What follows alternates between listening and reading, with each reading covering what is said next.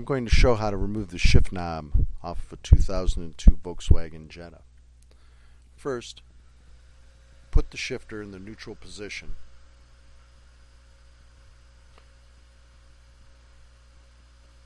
Then take a blunt tool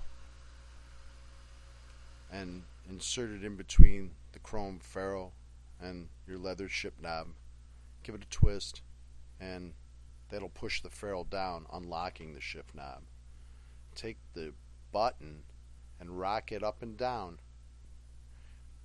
It will disengage from inside the shift knob. Don't pull too far. There's a spring that retains it, and if you look, you only pull it as far as the knob will go out, the button will go out of the knob. That's it. Lift the knob off, set the assembly with the button down to the side.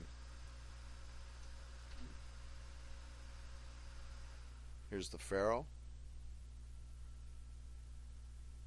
Slide the knob back on. It interlocks. Make sure that the shift actuator rod is in good condition and nothing's broken on that.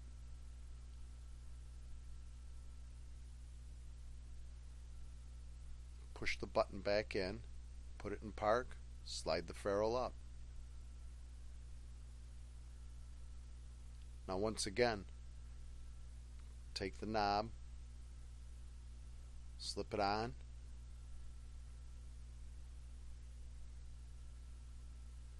push your shift button back in, slip your ferrule up.